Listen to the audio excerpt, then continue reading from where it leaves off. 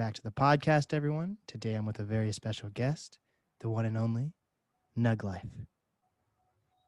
Cheers, man. Thank you for having me, bro. It's a For sure, blessing. man. The first song I heard of you, I feel like a lot of people, their first song is Love Dispensary. It's Yes. fucking classic already.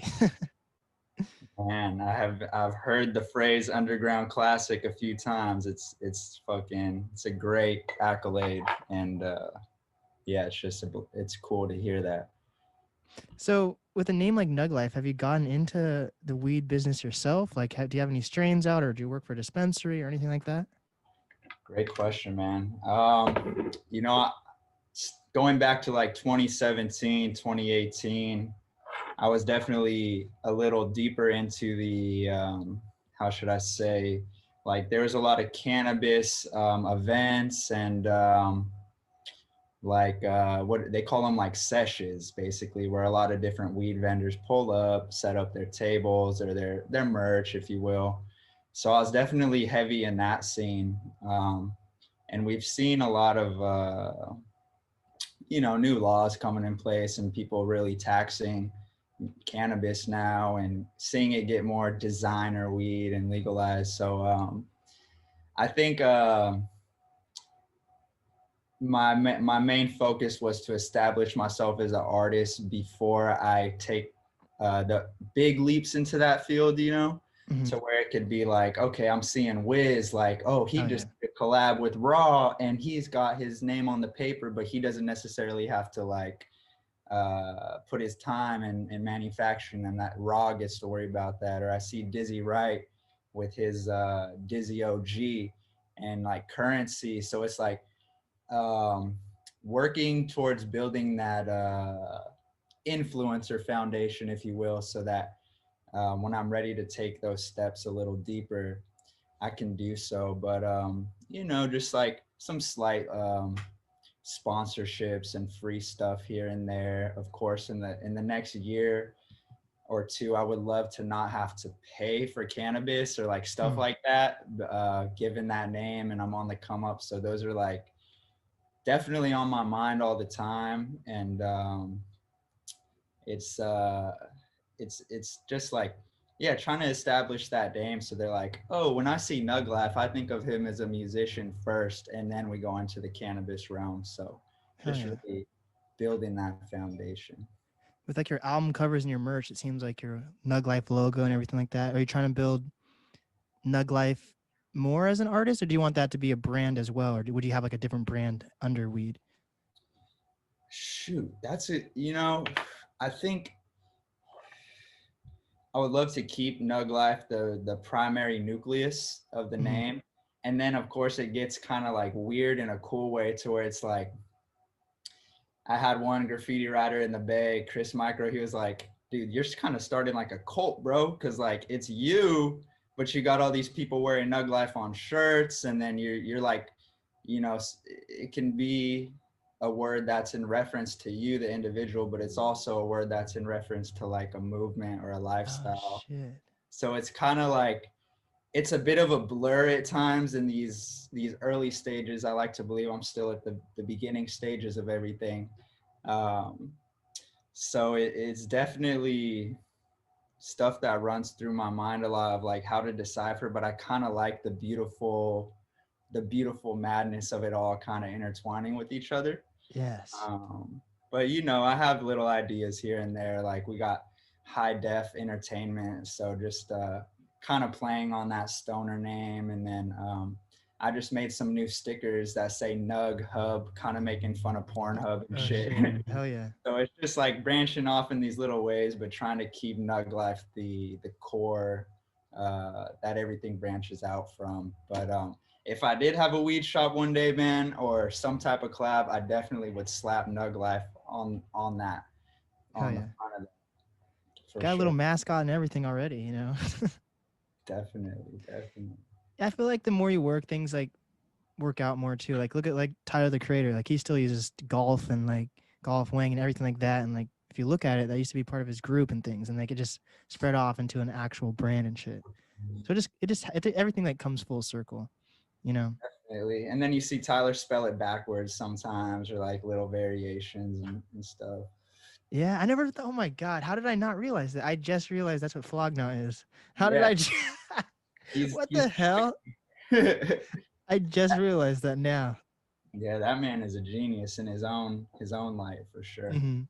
So when you first started music, weeds definitely was not as acceptable. So did you ever think when you were first starting that you really wanted to be associated with the weed? Because your name is NugLife, of course. So like, Um, yeah, I definitely knew I wanted to be associated with it. It was definitely from the jump. I was aware of what I was doing when I was forming the name. Like, I remember making some other like funny names, kind of like trying to figure it out, like what I was gonna do before I set my path. And I was a younger cat man in high school and had discovered weed and smoking with friends, like not heavy or anything like that, just here and there.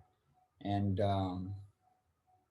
yeah, it was intended from the jump to be kind of like a play on thug life, jet life, mm, like being a big fan of Cypress Hill and Wiz and Currency and all these like these cannabis people who revolve around it in the industry, like Cheech and Chong. So it was like, how can I make my own twist in this field of cannabis, but also make it kind of fun or funny? And I saw Nug Life like really, it made people laugh when you heard it. Like if they knew what a nug was, they were like, oh, like you get a mm. little chuckle. So that definitely, it made me just go full force with the name.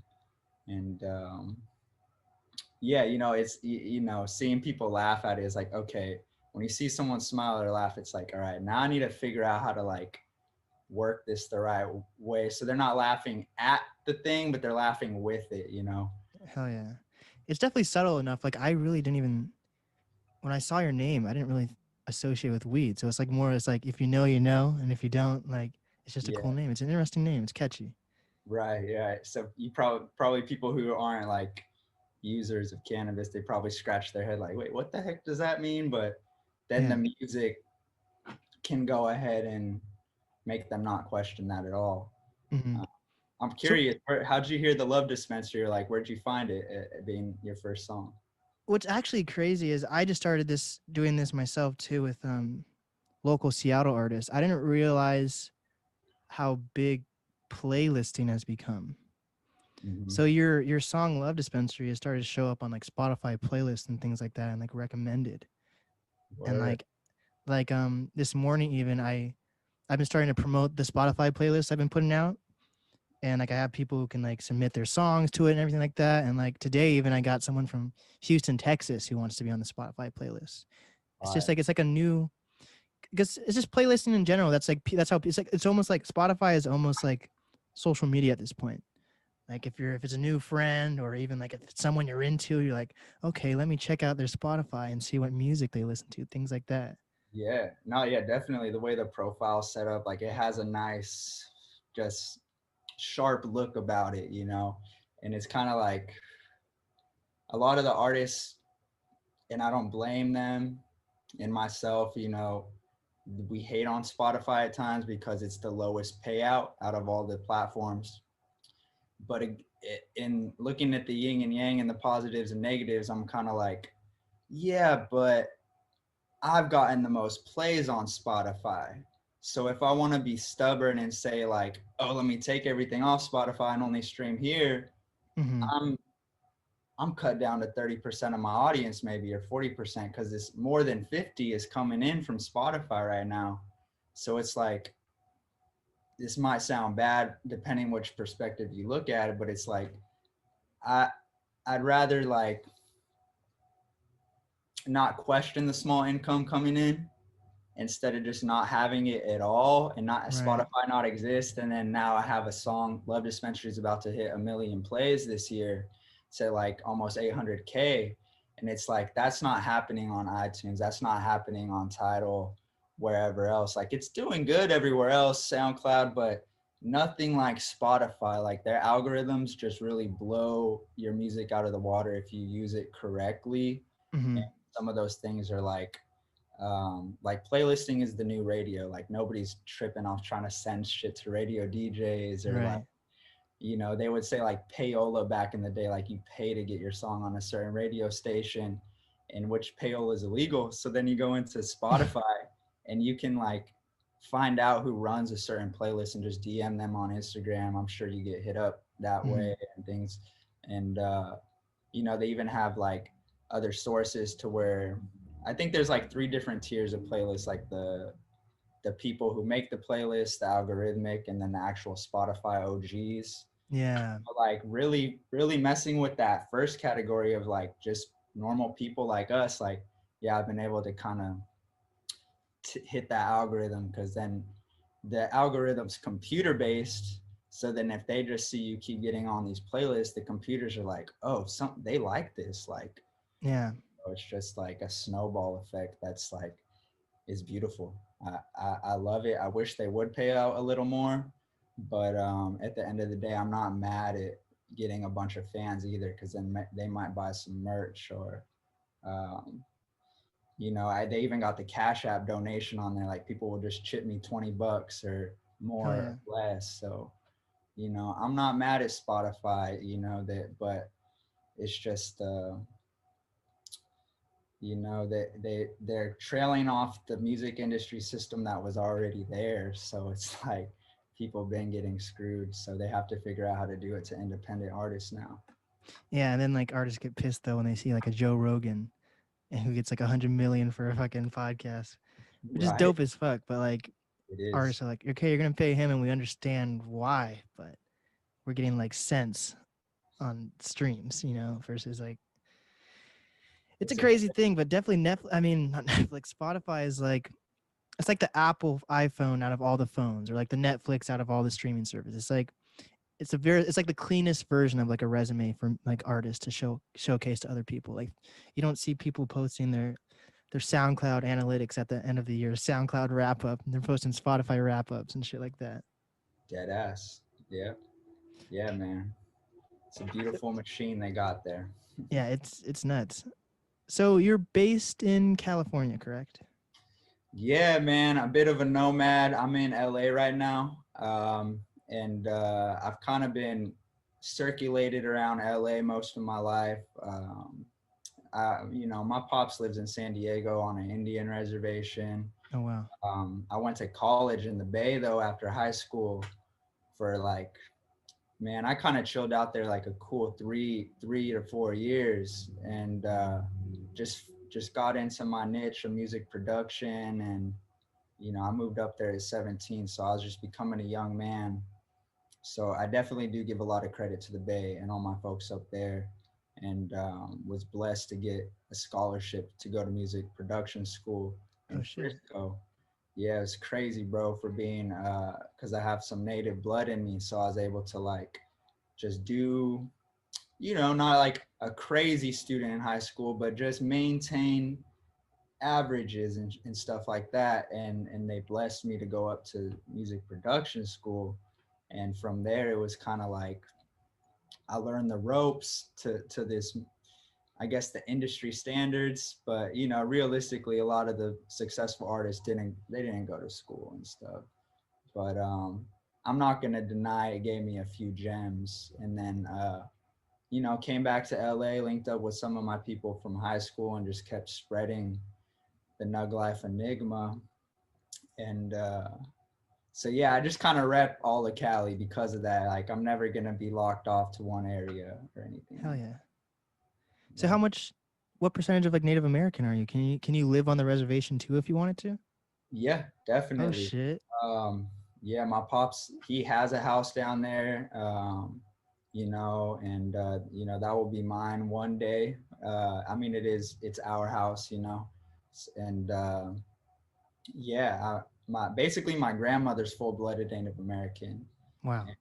She's still alive and kicking. She's a little over 80 down in the OC area right now. And like, oh man, like big kudos to her, you know, because she's one of the natives that kind of like she left the res when she was younger and then like moved to LA and kind of like just went into the world. And whereas a lot of people might choose to stay there or do whatever. But yeah, it's just really cool that she went into LA and started to find work and like get married, because that you know, I might be stuck down there. I might Wow. not be here with you right now, basically, Wow. because of what life happens a certain way. But yeah, you know, with her being 100% full blooded, Mission de Gano and Kumeyaay, she was originally from New Mexico Wow. and the Laguna Pueblos. And basically, when she was younger, they got relocated to El Capitan Grande in fucking San Diego, East County, San Diego. And there's just like a huge, like, hidden lake basically in the cuts, man. And like a lot of underwater aqueducts. So like her land was known for having like really good water sources, like to drink and do Wow. whatever with. And basically, the their main collection of peoples got split into multiple tribes in San Diego. So that's why you see the different like casino promotions if you're ever in Cali. Even though a lot of us are the same, there was even a further breakdown as time got on because of like where the government either placed us on certain reservations or granted us certain land. And then there's like some beef here and there between tribes because of money or whatever it may be.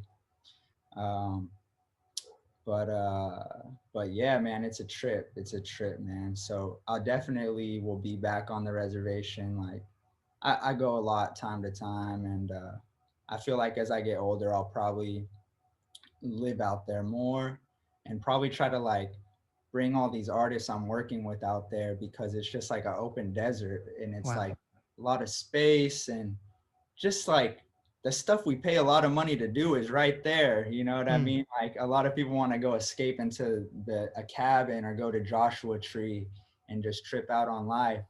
So it's like I know that I have that space to do that, and if I could like build a crazy studio down there and just have some certain lockdown sessions for like a weekend, or 3 to 5 to 7 days at a time with certain artists, I think some really dope music would happen. Hell Um, yeah. and it's just like 3 hours out of LA, so it's like it's far enough but close enough too. Hmm. Yeah, getting away and like the change of scenery like definitely makes people more creative too. Yeah, man. It's kind of the smog in the city, man, and the Mm. hustle and bustle, and just like we think, as healthy as you try to be, it's just too much commotion and cloudiness, I think, to Wow. a period of time when you're in the heart of LA or in the heart of Frisco or any metropolitan area. And I just know that from experience. Like, I'll go get my head right out there for a week and then come back and I'm like, I'm doing the same things, but it just don't feel the same. Like Mm. I'm drinking this green juice, eating good, these nice healthy diet, but it's just like, yeah, we need that. We need that for sure, man. Yeah. Well, that's dope that you like understand the history and like can tell you can write a whole on song or book about your grandma basically even.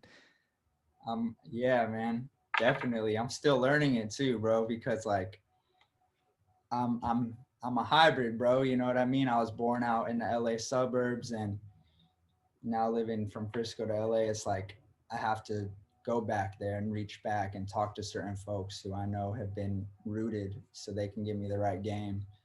And it's crazy because when I was actually living in Oakland, I did my first sweat lodge up there when I was 17 or 18 because I met a native punk band Oh named shit. War Casa. The lead singer of the band was real dope, and he just like was like, "Oh shit, you're native!" Like, so he took me to a sweat lodge in it was in Oakland, bro. Like in damn near like kissing kind of a hood area. You know what I mean? Like a little under Lake Merritt towards Fruitvale, and I was like, "Yo, where am I going?" Like I thought he was gonna take me to a reservation. It ended up being like like a native household, and Wow. yeah, man. So he kind of, I think he woke me up to my background a lot at that young age of becoming a young man. And, you know, I had kind of lived in the city a lot, but he kind of opened my eyes to, yeah, just that ceremony. And he was doing even deeper stuff than that at the time. And, um, yeah, yeah. So shout out Jerry from Warby Casa, man. Definitely good dude, and kind of got me, honestly, a lot of shows and DJ gigs in the early years, Wow. early days. Yeah. Hell yeah, dude. Do you know who the Snotty Nose Res Kids are? Nah, nah. Oh shit, you should check them out. They're a hip hop duo. They've been around for a while. And yeah, they're Native American and they like always talk about what's going on with their culture and the history and everything like that. And they do it really well in their raps. And they've got a pretty decent name going on for them. That's tight. I like that name. Snotty Nose Res Kids. Yes, you gotta check them out. Gonna have to, man. So these friends from high school, like I see that like throughout your whole like discography, you have like I don't know if these guys are the ones from high school, but like Noah James or Rocky G or Mike Pro. How long have you known those guys? Are they associated from high school or? Uh, Mike Pro is back in the day, bro, like 15, 16 years old. And Wow. from when I was like, what was I? I was a junior in high school, and I had some crazy family shit happen when I was living like towards San Bernardino, Rancho Cucamonga in the cuts. And like some of my family got locked up, whatever, whatever. So I had to move with my auntie in Covina, which is like, I'd say the halfway point from where I was living to LA. So I'm like, all right, I'm closer to the city. I'm in Covina. I was kind of an introvert kind of kid at the time. And I still am very much introvert until like, I may not seem like it in the podcast, but cause like once I initiate with somebody, but like until that initiation happens of conversation, like I kind of keep to myself. So even more back then in high school. And you know, I didn't make too many new friends my last year of my last 2 years of high school. I was just kind of shooken up from kind of some family trauma and craziness, and I just wanted to do my shit and keep to myself. But you know, I did meet my buddy Keith, who knew my cousins that I was living with in Covina at the time. And he was a cool kid. He damn near became one of my best friends in high school. And you know, one day he comes over and he's like, "Yeah, man, I was hanging out with these guys. I was playing your beats and they're rapping to them. And yeah, man, like they want to meet you. And it sounded dope, bro. Like we should just all kick it, smoke something, whatever." So those guys are who is now today Mike Pro and LAF, Lost and Found, which is kind of like our group of friends from the high school days. And yeah, man, one of my first recordings was on this little like $40 Go mic about this big. That was a USB mic, and Wow. we were at our buddy Anthony's. We'd go to the homie Anthony's apartment because his mom was never home. So it was like NugLife meets Mike Pro here because they can smoke and chill and vibe out. And yeah, that's where the saga began. Meanwhile, I'm chilling with this OG named Jay Peso, who's like a grown man. He's like late 30s probably, and I had met him because I would visit my sister in North Hollywood during high school. And but he basically saw a little spark in me or something, bro. I don't know what it was, but he basically took me under his wing and would take me to studios on the weekends around LA, and he would be in the lab with this dude P Killer Tracks, who produced one of DMX's first albums, Oh and shit. is the album where he's all covered in blood. That's the best one. So yeah, it's PK producing that joint, and Peso's on some of the skits and writing Oh wow. with X. And so basically, yeah, I don't know. God did something crazy that day when he let me meet Peso because, you know, again, I was kind of in this like weird state of life, having grown up in this Rancho San Bernardino area, just going to this new high school. So it was like during the week, I would kick it with Mike Pro, my homie Keith, and Anthony. But on the weekends, I would try to link Peso and go crash in my sister's house. And like, if he was going to a studio, I just wanted to fucking sit in that room, bro. And little did I know, I was shaking hands and rolling joints with like Yuck Mouth from Lunas, or like Young Chop was at the boards, like Chief Oh Keef's wow. producer, producing for this cat Kevo, or just like I didn't realize the greatness sometimes, which also was a good thing, I think, because I might have been like a little starstruck. So it was better that, I didn't fully understand everything that was happening around. And even I had my big bro Peso to kind of guide me in those spaces too. And yeah, I just soaked up the game, man. So it was kind of, so then I'm going kicking it with Mike Pro, like telling him about these studios, and it was just this cool swirl of energy happening, man, during those time periods. But Rocky G came into play when I moved up to the Bay. I got expelled from high school, bro, for fucking, I had some weed in my car. Oh And shit. I don't know how, where you're staying, but they'll bring like drug dogs through high school sometimes. Yeah, And yeah. they'll just kind of walk through the class or whatever, walk through the parking lot. I guess they tipped off my car.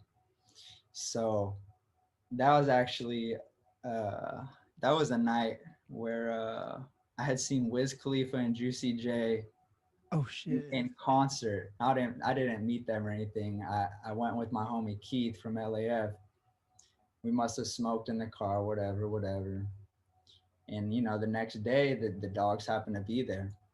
So that led me to getting expelled at 17, but I had good grades. So they were like, what do we do with this kid? Meanwhile, my dad's just like, bro, move stealth, because you could still go get your native scholarship. You still got the grades, bro. They don't care, bro. Like, come on, just finish up. So I ended up going to do home studies, finished hella faster than I would have originally. Then I get this scholarship to go to school up in the Bay. Like, I think at that point my father's like, bro, just go, bro. Like, he was not tripping off the weed. Like, he knew the mindset I had and the young man I was becoming. So you were a junior when you got expelled?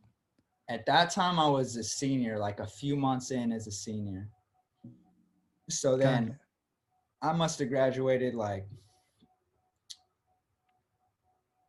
shoot, a few months before summer, like in the springtime. So as I'm seeing all my friends graduate from high school, I was moving up to the Bay and getting settled to start a summer semester in college. So Wow. in my head, I'm like, y'all about to chill out this summer. I'm already, you know what I mean? Like, I'm ahead, and like school is cool to me, bro. Like, it's not bad. Like, there's some downfalls in it and what they lack, but at the end of the day, like, I ain't mad at it. Like, I always used to be able to maintain that shit pretty decently. Maybe some fucked up grades here and there, but like, I always knew how to coast. Like, I wasn't the best student or the worst student. Like, I was there and I did my shit so I could do other shit. And Mm-hmm. it's like, you know, yeah, man. So I was excited. I was excited to get up to the Bay. And meanwhile, I already knew music production shit from being in these studios throughout high school with my big bro Peso. So I'm coming through these music production classes like swinging. So Wow. so I actually, that's when school, I became like one of the top tier in the class versus like normal school. When I was a kid, I was always just like the average kid. So now I'm in music production school with my niche, and it's just like, oh shit, it's a whole new world, because either I already know what you're telling me or you're just adding to my arsenal, as far Yeah. as the teachers there. And meanwhile, I'm just, I meet some cool kids in the dorms, but it's even the people that, like, I mob with a lot of the people I met up in the Bay today, and that was Rocky G, whose apartment was 2 buildings over from my dorm unit in Mm. Frisco. And it was kind of a weird college because it wasn't like one campus. Like, there's stuff scattered all over the city. So I was just mobbing through Frisco, slapping up NugLife stickers everywhere, and yeah, selling a little weed here and there just to keep some extra money in my pockets. And it was easy. like they know me as NugLife, this kid who's making music under NugLife and stuff. So um, I ended up selling weed to Rocky G Oh shit. through one of my fucking dorm mates. He's like, yeah, man, like I took this dime sack to this dude a few times. Like he want to meet you. I told him you make beats. So I go smoke with them at a bus stop, like around the corner. And that was our shit, man. All the kids from the dorms and stuff would go smoke at the bus stop so we don't get in trouble with the school or whatever. And one of the questions we had asked, we had talked about, I said, who's your favorite? Like, who's your favorite right now? And he said, Absol, Joey Badass, and Danny Brown. And Oh I was like, shit. are you a crazy motherfucker then? And because at the time, I really liked those people a lot, you know? Dude, Danny Brown invited me to his concert. No I way. think it was October of last year. That was dope as fuck. That's crazy. How do you ask you? I reached out to them for an interview and he was having like vocal problems at the time. So they're like, fuck, we can't do an interview, but we'd love to invite you to the concert, you know? And That's then like so I stayed in touch with his like manager and everything like that. So just everyone's been crazy. Like it seems at first it kind of seemed like anyone and everyone could do an interview during the pandemic, but really yeah, things are starting to pick up, so it's harder to reach certain people now. But like it's actually really important to stay in contact with like managers and shit like that. definitely, man. You But that was a know, dope concert. His opener was weird as fuck though. He chose do you know who Ash Nico is? I'm not hip. I'm not. She's basically like she's semi emo TikTok type artist girl. I thought it was Okay. a weird choice for him, but Yeah, yeah, and I forget who. And then I think, do you know who Z Loopers is? I'm not hip. I'm not hip. I think he has like one or two songs with Z Loopers, and I think it was Ashnico, Z Loopers, and then Danny Brown. It was a dope concert though. That's fire, bro. Yeah, man. Keeping those links is essential. You never know, man. Like whatever moves you're gonna make next, and when that timing meets, Gotta be I, ready. yeah.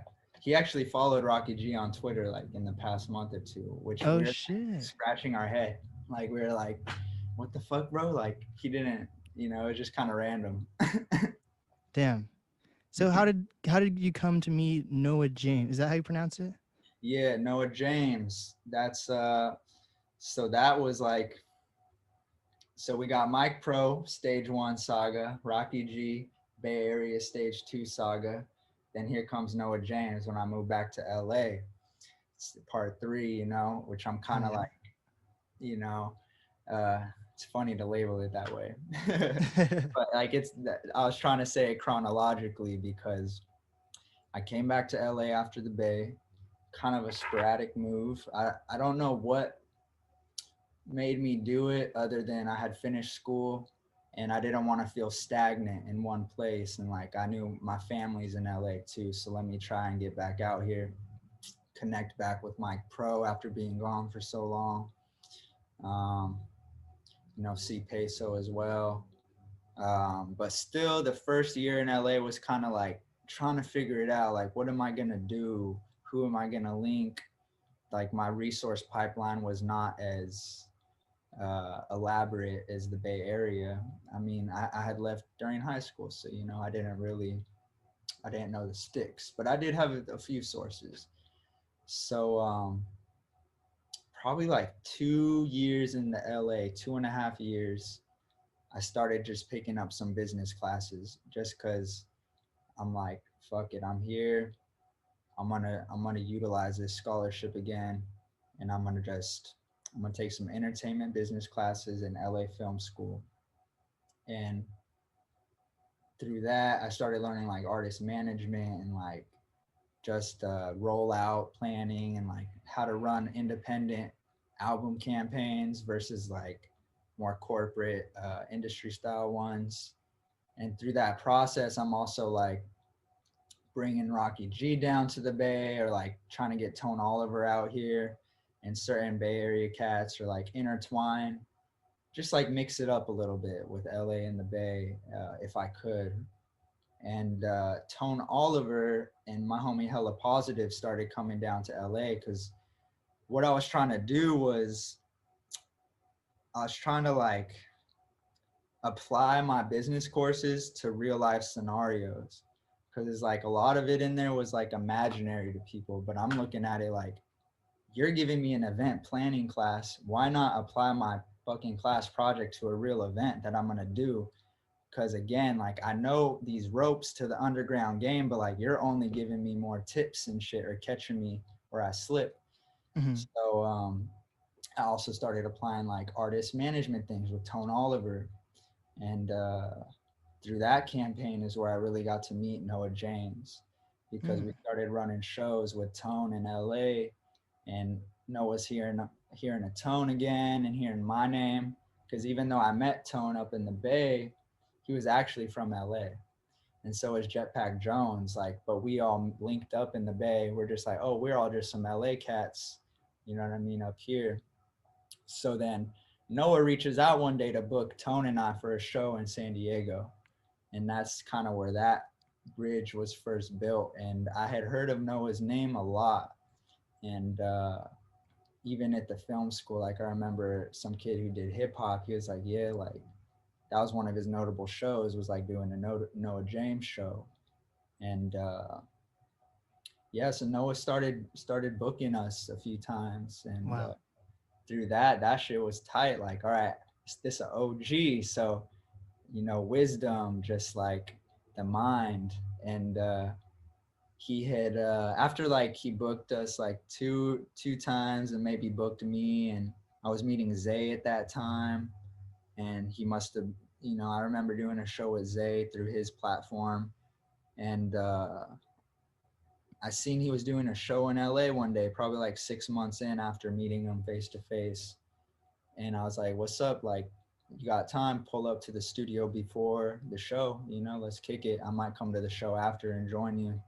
And that's where we recorded one of our first songs. And Wow. from, yeah, that was that trip. That was like the leap of faith type of stuff where you just got to go for it. And we set up basically after that, we were like, let's just start linking every Wednesday because he was always in LA on Wednesdays.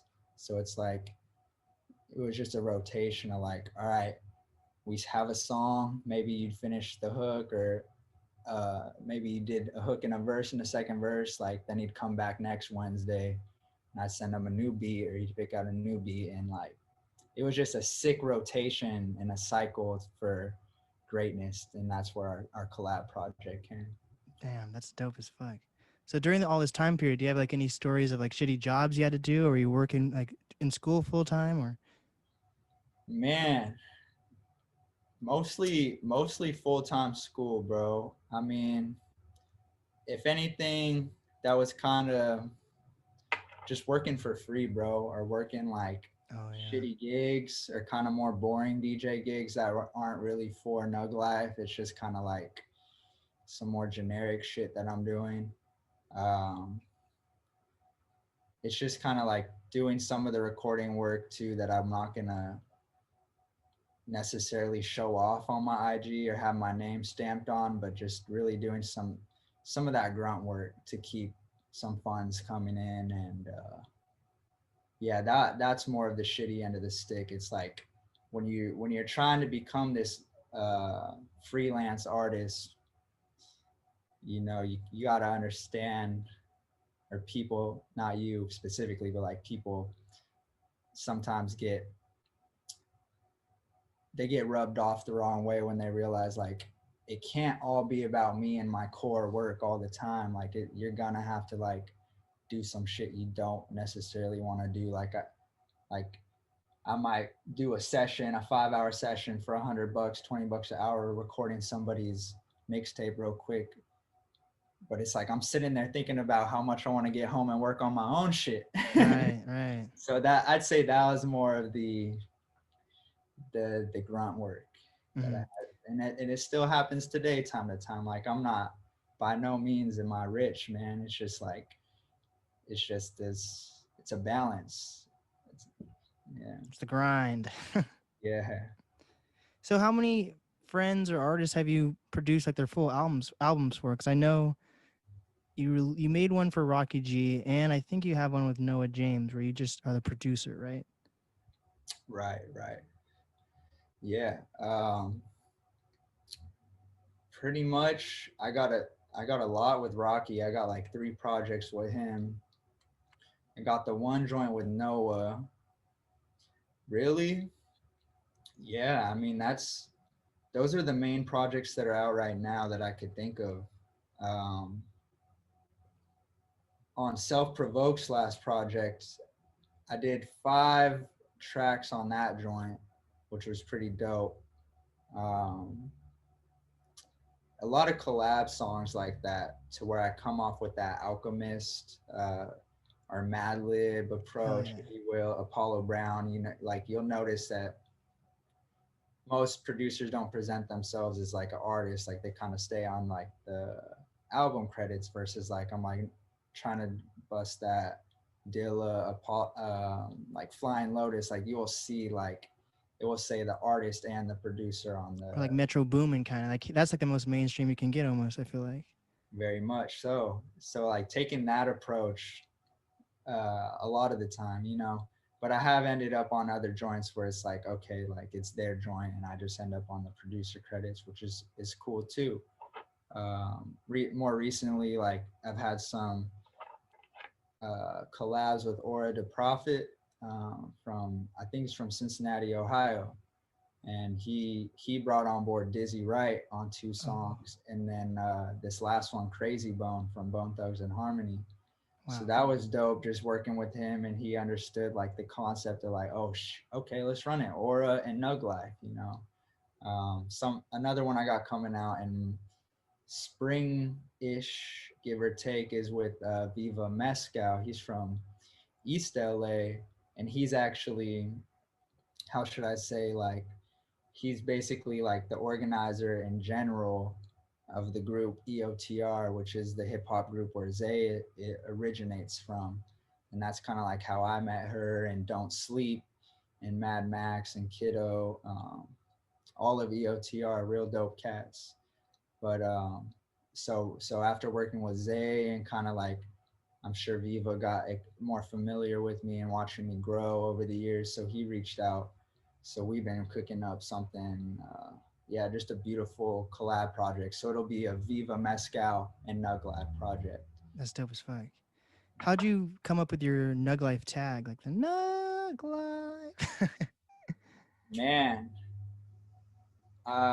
so it's from, how should I answer this without fully giving it away? Honestly, man, it was just something catchy because it's like, I had some other ones. I think I had one that said like Nugs on the beat that I made during recording school, and then I pitched it up really high, so it was like chipmunk, alien sounding, and I had that for a while, and then I had to get that Nug Life one next, like that Nug Life, like There we go. originally I couldn't hit it that high, bro, so I did it like lower, probably like Nug Life, and then I pitched it up as well, like the original joint, and it just stuck, man. You know, along the way, I've had a few people kind of like, I don't know, like kind of like be like, what is that? Or like, like it's in the way. I'm like, but that's like 1 out of like 20 or 30 for the most part. Like, if you're a fan of me, you see it around me and at the shows and like people chanting it, or like, that's like one of the first people, woo, I'm getting lit. One of the first things people kind of say to me when they see me or whatever, they That's kind funny as fuck. They say of, the tag. yeah, it's like the bat call. That's awesome. I like that. Yeah, but I'll tell you, it does originate from a movie. I don't want to expose it, but it's from a Okay. popular stoner movie. And the ones who know, they know, man. And it's from a very classic scene. And yeah, yeah.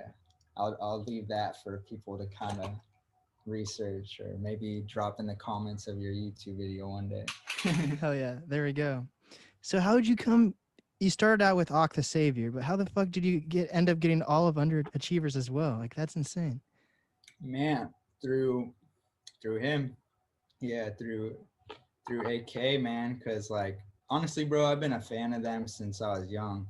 And that starts with Joey Badass. And Okay. then also going back to like that's why I fucked with Rocky G. He dropped Joey, Absol, and Danny. But so bumping Joey, of course, I fell into like Flatbush, Underachievers over the years, and the whole Pro Era crew.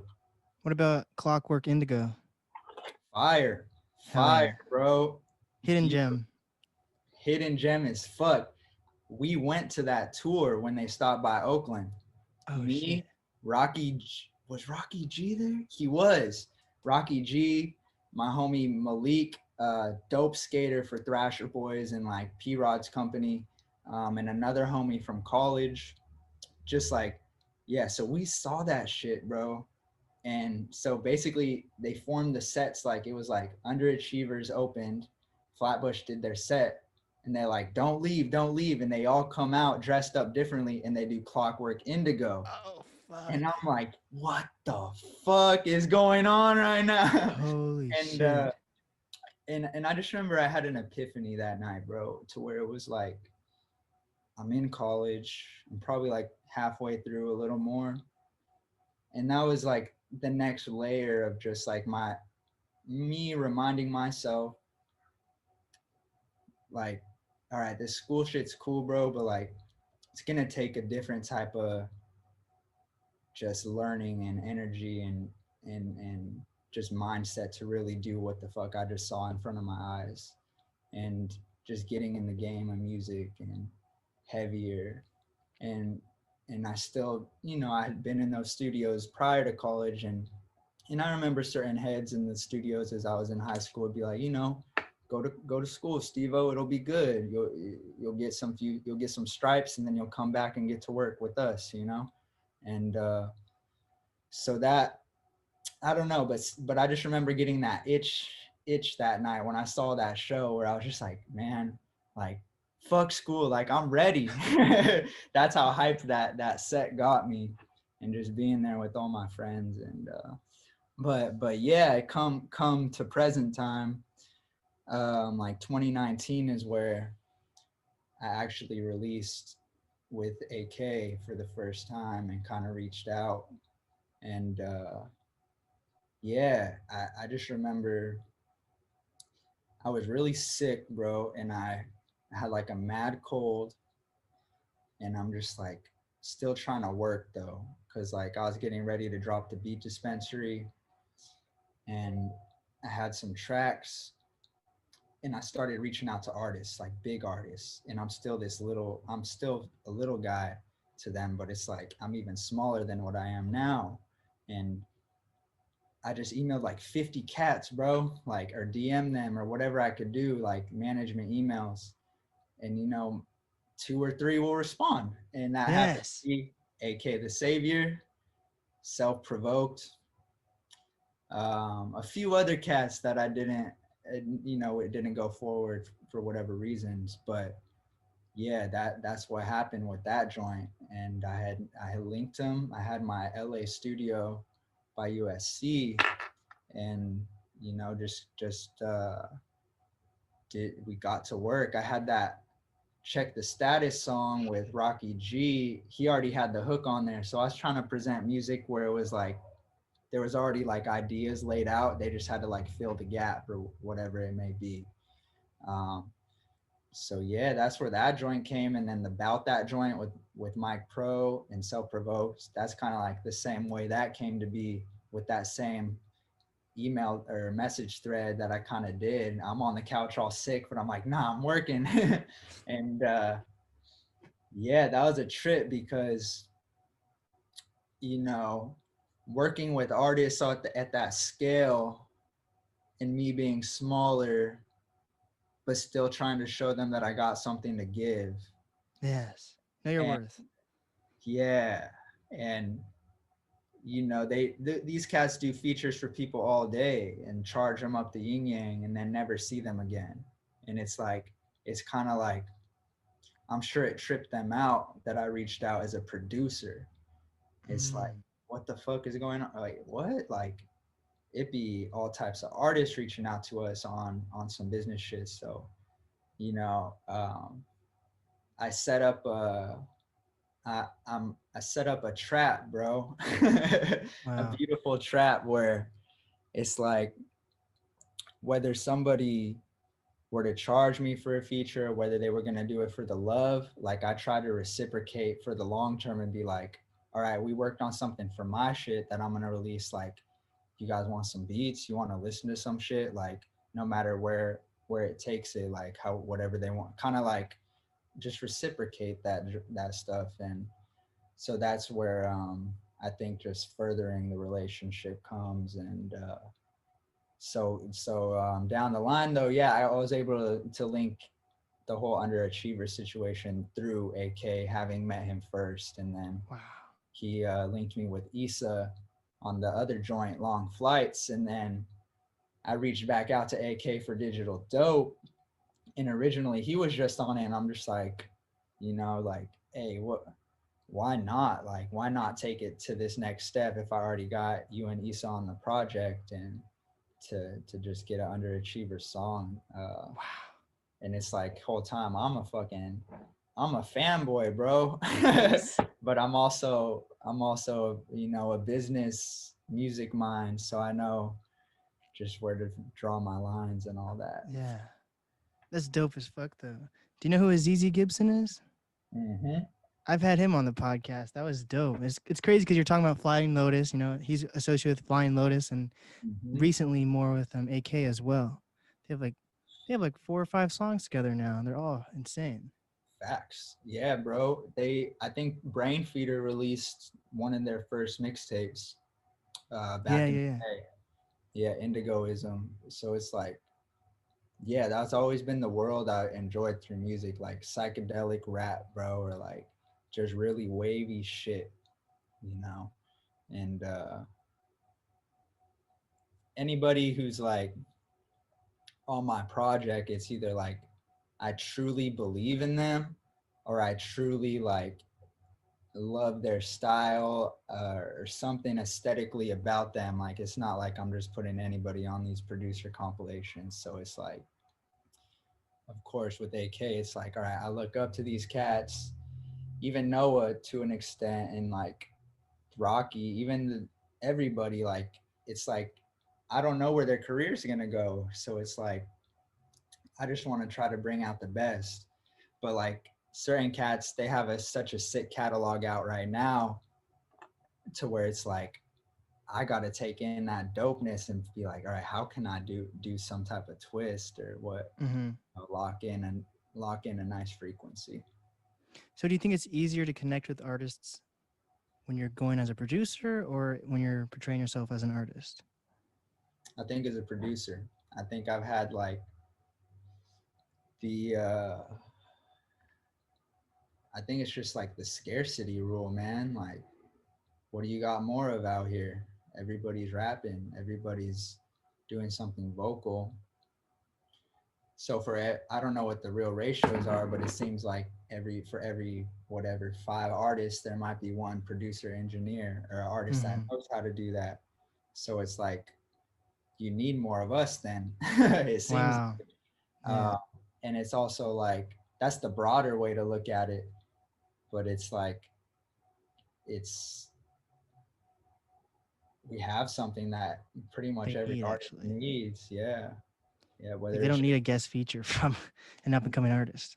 exactly, yeah. So it's like, oh, you got beats and they nice. Oh, you can record because I don't know how to record myself, or you know what I mean. Oh, you got the nice Stewie where we can bang loud. Like, we only got the home studios, so it's just like, and then like if you have all that and you're a dope like coach in the room, if you will, like you're an honest cat or you got a good ear, like you're just a fucking unicorn. Wow. Wow. So that's what I try to be, man. Like, looking at like Rick Rubin, like they know him, like he don't touch any tech. Like, he's sitting back, like looking like a guru in the room. You know what I mean? Like, Beard and everything. yeah, with his sandals, or if not barefoot, like chilling, bro. Like, uh, then you look at Alchemist, you know what I mean? Just like a machine the past few years, if not his whole career.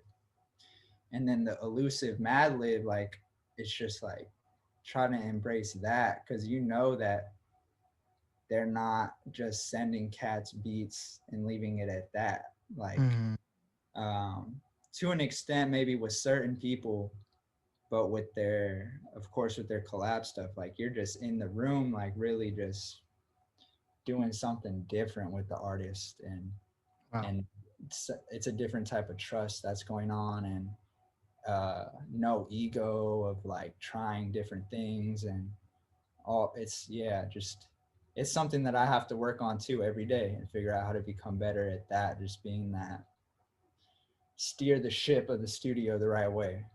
Mhm.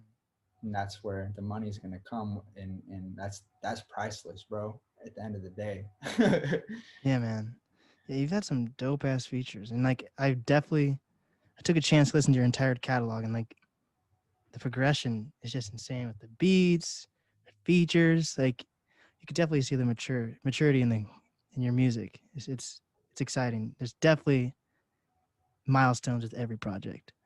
Even though a few have been released in the same year, even like you had a string of releases in 2019, right? Yeah, man, that was when I had graduated my business school, so I felt like I was ready. I felt like I was working with Tone throughout school. I had met Noah. We already had most of our project like ready. I had the Beat Dispensary files, really not intentionally trying to drop it. I just knew I had like files from the past 2 years. Mm-hmm. So I think it was just time to pull the trigger that year. It was just like, and so knowing that I was dropping with Noah, I felt like we could do like a companion project type of thing where the Beat Dispensary and his project dropped around the same time frame. Mm-hmm. And the energy was just so crazy to where I did the Summer of Nugs right after all that, because it was just like, all right, I have some other songs, I'm making some new songs. Like it just felt right. It was just a nice time frame. And then meanwhile I had made built that bridge with Self Provoked, so his dropped like right around the same time as Summer of Nugs in the summer. So it just felt like everything was just like bouncing off each other, you know. Wow, Yeah, it was a that's crazy, crazy. it's the So snowball effect.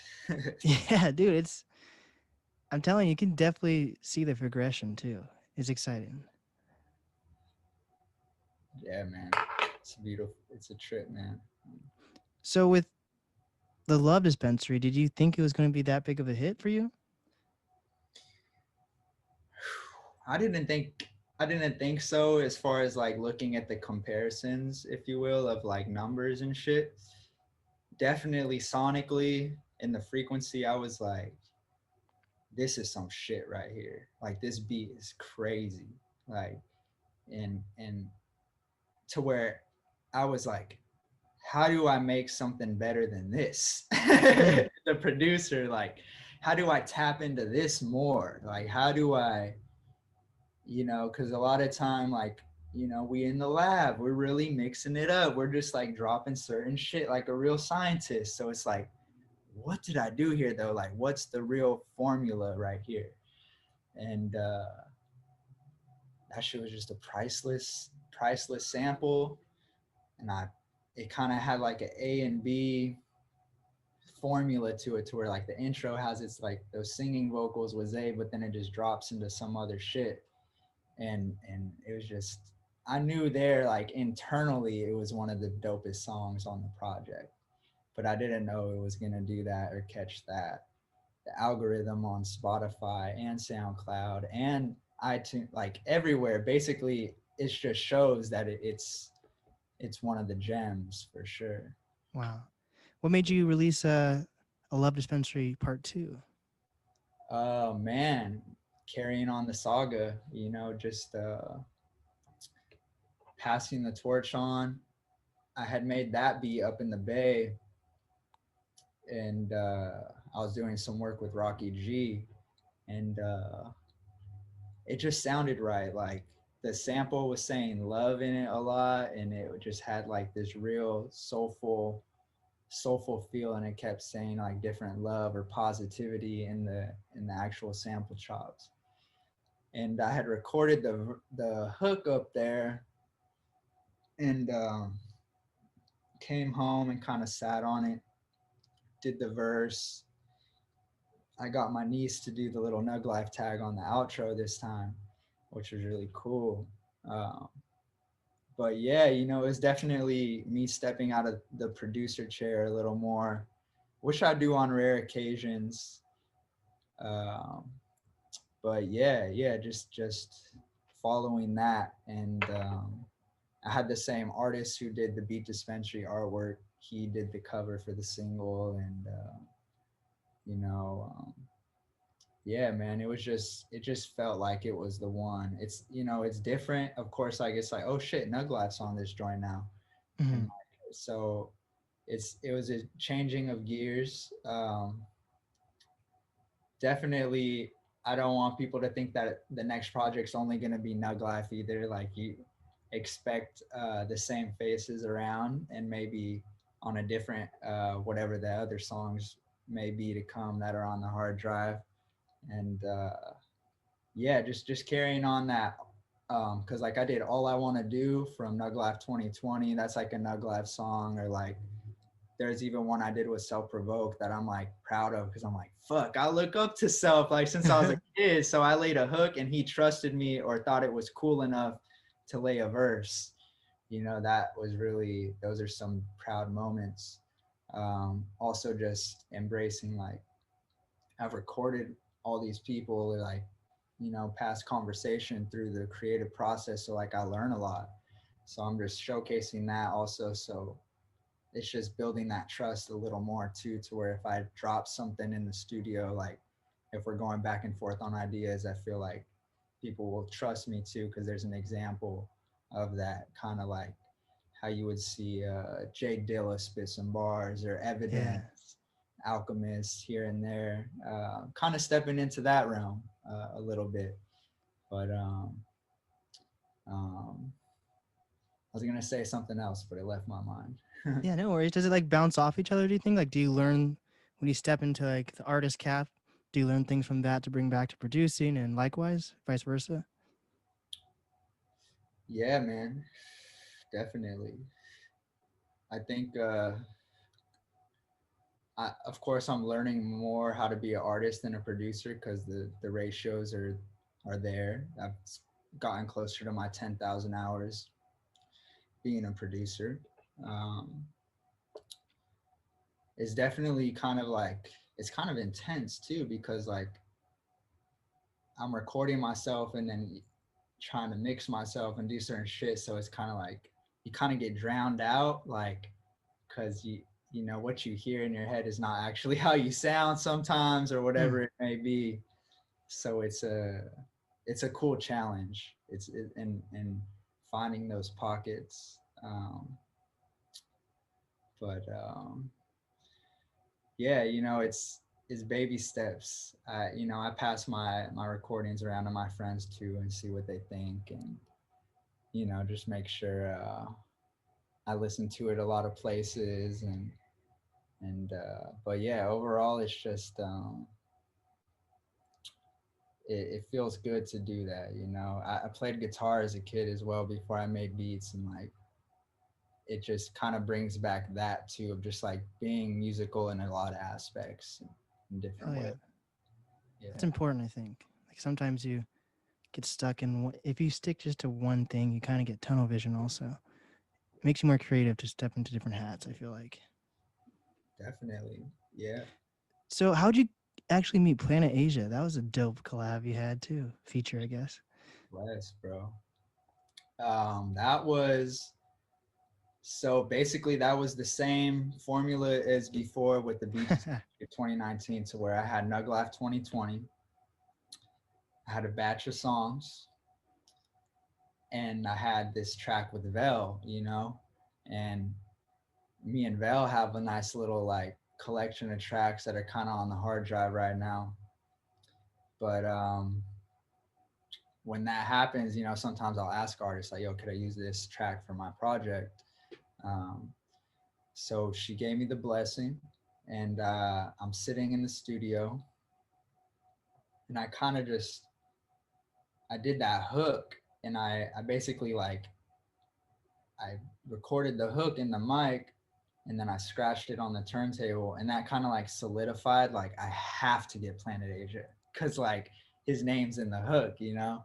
And basically I said like Velda Wonder, Planet Asia on deck, tw- tw- tw- so I recorded it. Then I actually, you know, I put it in the turntables, so it's kind of like I can't not, but and he'll probably think it's really cool to hear that, like it's really signature to him.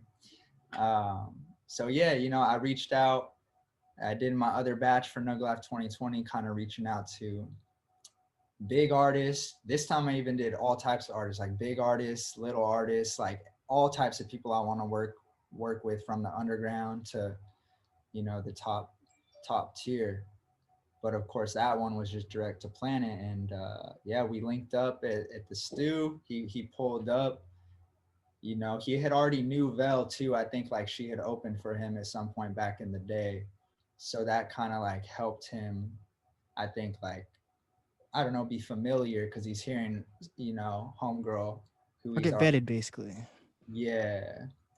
And so that just took course, man. He was a real cool dude, one of the most vibrant energies out of the Nug Life, like 2020 catalog, who pulled up on me like out of the OGs. Like he really Wow. was cool guy, bro. Like type of guy where, you know, he's just spitting game and spreading knowledge or showing some cool new music.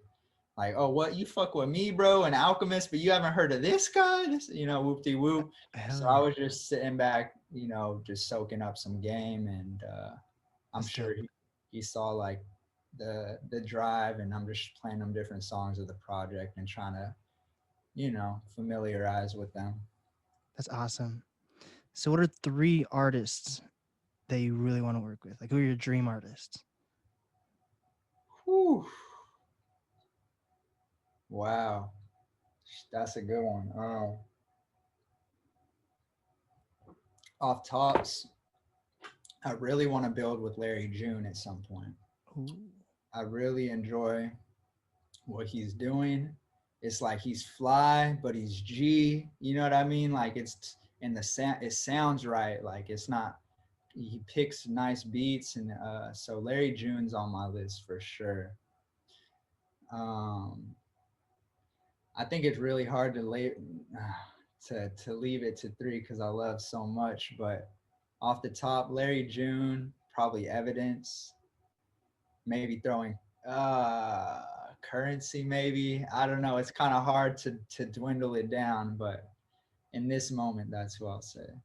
oh yeah, there we go, man. It's a time capsule now. Yeah, I'll get to reflect on it at some time. For sure. So, what are your goals with 2021? Shoot, keep pushing, man. Keep dropping some nice work. Get some more collab projects out with artists. Hit them with another one, some type of Nug Life joint. The Beat Dispensary 2 will be coming soon at some point this year. And yeah, just keep hitting them with it, man. You know, I really want to get moving on something tight with the Veil because we have some stuff in the drive. And she actually just moved to my neighborhood. So Oh it's like, shit.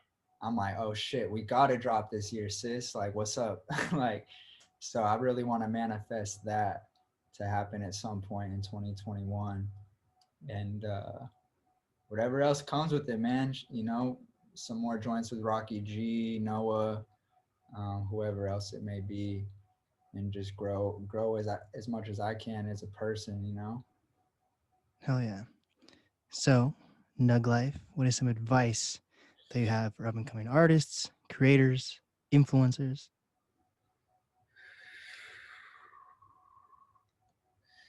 Man, the world is your motherfucking utopia. As much of a roller coaster ride as it is, this place is yours to. It is what you make of it through the bullshit and the lemons and the good and the blessings and the fucking being ready at the right time. And yeah, I'm not gonna go on a rant, but that's what I want all the people to know, especially everybody, bro. Everybody. I won't limit it to anybody. Hell yeah. And what is the easiest way for people to reach you? NugLife.com, Instagram and NugLife Productions. NugLife everywhere, wherever you can find me. Feel free to tap in. There we go. This is the NAST podcast with NugLife.